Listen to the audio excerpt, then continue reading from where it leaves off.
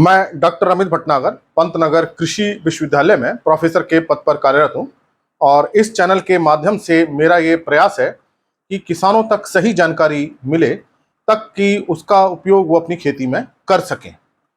आज जो मैं बात करना चाहता हूं ये है कि जो हम पोषक तत्वों का पौधों पर छिड़काव करते हैं, चाहे वो जिंक है, आयरन है, चाहे कोई दूसरा तत्व है, मैग्नीज है, कॉपर है, उसका कितना प्रभाव फसल पर पड़ता है। क्या वो बहुत ज्यादा लाभकारी होता है या उतना लाभकारी नहीं होता है। आज मैं इसी बात को डिस्कस करूंगा, इसी पे मैं आज चर्चा करूंगा। और इसी तरह की चर्चा सुनने के लिए आप इस चैनल की प्लेलिस्ट है कृषि किसान, इस कृषि किसान प्लेलिस्ट में आप हिंदी में चर्चा सुन सकते हैं और जानकारी ले सकते हैं। तो जो हम छिड़काव कर रहे हैं, चाहे जिंक सल्फेट का है, चाहे चिलेट का है, मैग्नीज है, कॉपर है, नाइट्रोजन है, पोटेशियम है, इन सब का हम फसल पर छिड़काव करते हैं और इसका प्रभाव भी हमें देखने को मिलता है। क्या ये वास्तव में उतना लाभकारी है जितना होना चाहिए या उससे कम प्रभाव हमें नजर आता है।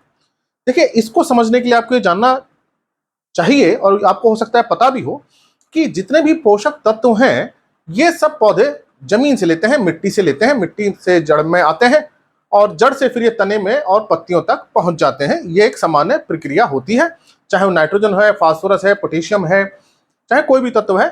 केवल ये कार्बन और ऑक्सीजन को छोड़ करके सभी तत्व जो है जमीन से ही आते हैं। अब जमीन के अंदर किसी तत्व की कमी है, मान लीजिए हम उदाहरण ले लेते हैं जिंक की। मान लीजिए जमीन के अंदर मिट्टी में जिंक की कमी है, तो उस कमी के लक्षण पौधे के अंदर भी आएंगे। तो ये जो कमी के लक्षण होंगे, पौधा छोटा रह जाएगा, पत्तियां छोटी रहेगी, उसकी ऊंचाई नहीं बढ़ेगी और पौधे की बढ़वार रुक जाएगी, उपज नहीं आएगी। तो ये जब हमें लक्षण नजर आते हैं तो हम क्या करते हैं, जिंक सल्फेट का छिड़काव कर देते हैं और हमें पौधा सही नजर आने लगता है। 2 या 3 छिड़काव करते हैं तो हमें उसका असर नजर आता है। चलिए, यहां तो ये बात सही हुई कि इस फसल पे ये काम कर गया। अब हमने दूसरी फसल ली, दूसरे सीजन में ली, चूंकि मिट्टी में जिंक की कमी है, फिर से जो भी फसल बोएंगे वही जिंक की कमी आएगी, पौधे छोटे रहेंगे, पत्तियां छोटी रहेगी, बढ़वार रुक जाएगी। फिर हमने स्प्रे कर दिया जिंक का, वो कमी पौधे में पूरी हो गई। फिर हमने तीसरी फसल ली, तीसरी फसल में भी यही होगा, चौथी फसल ली, चौथी फसल में भी यही होगा। तो यही क्रम बना रहेगा, हमें बार बार जो है स्प्रे करना पड़ेगा, चाहे कोई भी तत्व है। अभी तो मैंने उदाहरण लिया जिंक का, दूसरा तत्व भी हो सकता है, सल्फर भी हो सकता है, मैग्नीज भी हो सकता है, कॉपर भी हो सकता है, बोरोन भी हो सकता है। तो ये एक समस्या का जो निराकरण नहीं हुआ, ये तो हमने एक छोटे समय के लिए उस फसल के लिए, उस पौधे के लिए हमने ये उपाय कर लिया कि हमने उसका छिड़काव कर दिया। वास्तव में क्या है कि जो हमारी मिट्टी है उसके अंदर सारे पोषक तत्व होने चाहिए और किसी भी पौधे के लिए जो जरूरी पोषक तत्व हैं 17। तो ये 17 पोषक तत्व पर्याप्त मात्रा में होने चाहिए ताकि पौधा उसको ले और अपने सारे काम कर सके, चाहे उसे फल फूल बनाना है, बीज बनाना है, पत्तियां बनानी है, बढ़वार होनी है, जो कुछ भी काम होना है। पोषक तत्वों के बहुत सारे काम होते हैं और हर पोषक तत्व का अपना अपना काम है, वो अपना काम सही से कर सके। ये तभी संभव है जब मिट्टी में वो पोषक तत्व पर्याप्त मात्रा में है। और मिट्टी में पोषक तत्व नहीं है जैसे कि मैंने, या कम है जैसे मैंने अभी उदाहरण बताया जिंक का, तो हमें पर्यायी छिड़काव करना पड़ता है। तो ये जो हम पर्यायी छिड़काव कर रहे हैं, मतलब फसल पर हम जो छिड़काव कर रहे हैं, ये समस्या का समाधान नहीं हुआ। एक तरह से हमने उसी समय जो समस्या आई उसको हमने दूर कर दिया उस फसल के लिए, लेकिन अगली फसल के लिए वो समस्या दूर नहीं हुई और वो फिर उस फसल में आ गई और ये समस्या लगातार आपके खेत में बनी रहेगी। तो ये समस्या कब तक बनी रहेगी? जब तक कि वो मिट्टी में उसकी मात्रा पर्याप्त नहीं हो जाए। तो जो हम पौधे पे छिड़काव करते हैं किसी भी तत्व का, तो वो उस केवल पौधे को मिलता है, जमीन को नहीं मिलता है। वो पौधा अपने अंदर ले लेता है, पत्तियों में ले लेता है और फिर उसका प्रभाव नजर आता है। वास्तव में होना क्या चाहिए? होना ये चाहिए कि वो तत्व होना चाहिए, मिट्टी में होना चाहिए। तो जो तत्व हम पौधे पर डालते हैं वो मिट्टी में नहीं जाता है, उसी पौधे में रहता है। तो अब हमें क्या करना है? हमें उस तत्व की कमी को पूरा करने के लिए मिट्टी में डालना पड़ेगा। इसलिए हमको जो सूक्ष्म पोषक तत्व हैं, चाहे दूसरे तत्व हैं, वो हमको मिट्टी में देने चाहिए ताकि जितने भी फसल उगाएं, 3 फसल उगाएं, 4 फसल उगाएं, जो भी हम फसल उगाएं, उसमें तत्वों की कमी ना आए। तो जो पर्यायी छिड़काव है वो उस समय के लिए तो सही है कि आपकी समस्या आ गई और आपने उसका निराकरण कर दिया, समाधान कर दिया, लेकिन समय, लंबे समय की अगर हम बात करें तो वो समस्या का समाधान नहीं हो पाता है। वो तभी पूरा होगा और जब वो हम उसको खेत में देंगे। तो सामान्यतः हम नाइट्रोजन के यूज करते हैं, उर्वरक फास्फोरस के करते हैं, पोटेशियम के करते हैं, सल्फर के भी करते हैं, लेकिन सूक्ष्म पोषक तत्वों के नहीं करते हैं। यही कारण होता है कि जो सूक्ष्म पोषक तत्वों की जब कमी आती है तो हम पर्यायी छिड़काव करते हैं, पौधों पर छिड़काव करते हैं। तो अब ये कमी ना आए, पहले तो कमी ही नहीं आनी चाहिए ताकि हमें छिड़काव करना पड़े। ये कमी तब नहीं आएगी जब वो पर्याप्त मात्रा में होंगे। पर्याप्त मात्रा में तब होंगे जब हम उसको दे रहे होंगे, बाहर से दे रहे होंगे। अब हमको देने के तरीके क्या क्या हो सकते हैं? चाहे आप गोबर की खाद से दीजिए, बहुत अच्छा तरीका है गोबर की खाद से देना, वर्मी कंपोस्ट से दीजिए, कार्बनिक जो स्रोत है उससे दीजिए, या फिर हम रासायनिक उर्वरकों से दें। अब अगर हम रासायनिक उर्वरकों से देते हैं, जैसे हम फेरस सल्फेट की बात करें, तो ये मिट्टी में देते ही क्या हो जाता है, जमीन में फिक्स हो जाता है, इसलिए हमें कह देना पौधों पे देना पड़ता है। लेकिन अगर हम गोबर की खाद लगातार दे रहे हैं, वर्मी कंपोस्ट हम लगातार दे रहे हैं, तो फिर इस कमी को पूरा किया जा सकता है।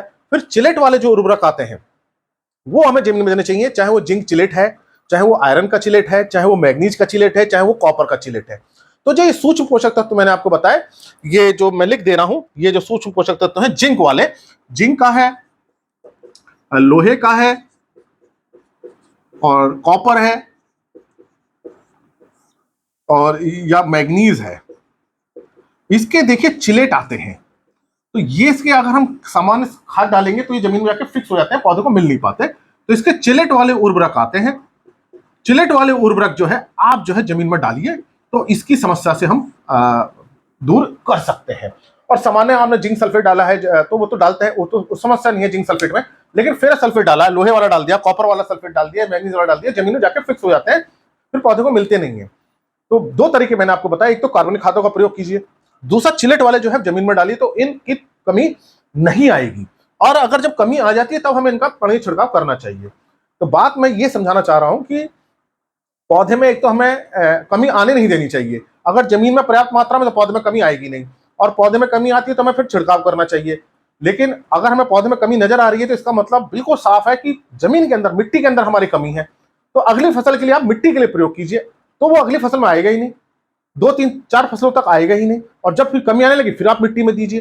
तो पड़नी छिड़काव ठीक है, अच्छा है, तब के लिए है। आपने फसल बो दी है, फसल पत्ती आ रही है और कमी आ गई तो पड़नी छिड़काव आपने कर दिया, ये अच्छी बात है। लेकिन अगली फसल में ना आए, आने वाले वर्षों में ना आए, हमारी मिट्टी में पर्याप्त मात्रा बनी रहे, इसके लिए आप कार्बनिक खादों का प्रयोग कीजिए। और इसके लिए चिलेट उर्वरक जो है, ये सूक्ष्म पोषक तत्वों वाले चिलेट, खासतौर से इनके 4 के आप प्रयोग कीजिए, तो हमारी मिट्टी में पोषक तत्वों की मात्रा बनी रहेगी और फिर हमें पर्णीय छिड़काव की आवश्यकता नहीं पड़ेगी। पर्णीय छिड़काव एक छोटे समय के लिए हमारी समस्या का समाधान है, ये लंबे समय का समाधान नहीं है। केवल ये उस फसल तक ही रहता है इसका प्रभाव, और अगली फसल बोते हैं फिर से उन पोषक तत्वों की कमी आती है, और यही क्रम चलता रहता है, क्योंकि हम पर्णीय छिड़काव करते रहते हैं, जमीन में हम अपनी ध्यान देते नहीं है। तो फसल में अगर कमी आती है तो आप उर्वरकों का, जो ये उर्वरक है, इनका प्रयोग कीजिए मिट्टी के अंदर, कार्बनिक खादों का प्रयोग कीजिए, ताकि इनकी पर्याप्त मात्रा मिट्टी में बनी रहे और आपकी फसल की बढ़वार अच्छी हो, उपज अच्छी हो, और ये कमी ना आए और आपको इसका छिड़काव ना करना पड़े। आशा है मेरी बात आपको समझ में आई होगी कि पर्णीय छिड़काव उस फसल के लिए तो लाभकारी है जहां समस्या आ गई है, लेकिन अगली फसल में ना आए इसके लिए हमें खाद को प्रयोग करना चाहिए, ताकि हम अच्छी फसल ले सकें। तो इसी प्रकार की चर्चा के लिए आप कृषि किसान प्लेलिस्ट को देखिए, बहुत सारी प्लेलिस्ट हैं जो एग्रीकल्चर से रिलेटेड कोर्सेज के लिए हैं, लेकिन किसान भाइयों के लिए खास तौर से कृषि किसान हिंदी की प्लेलिस्ट है, इसको आप देखिए और लोगों के साथ भी शेयर कीजिए, दूसरों के साथ भी, ताकि इसका ज्ञान, जानकारी उनको भी मिल सके और अपनी खेती में कर सकें। अगर चैनल सब्सक्राइब नहीं किया तो सब्सक्राइब कीजिए। धन्यवाद।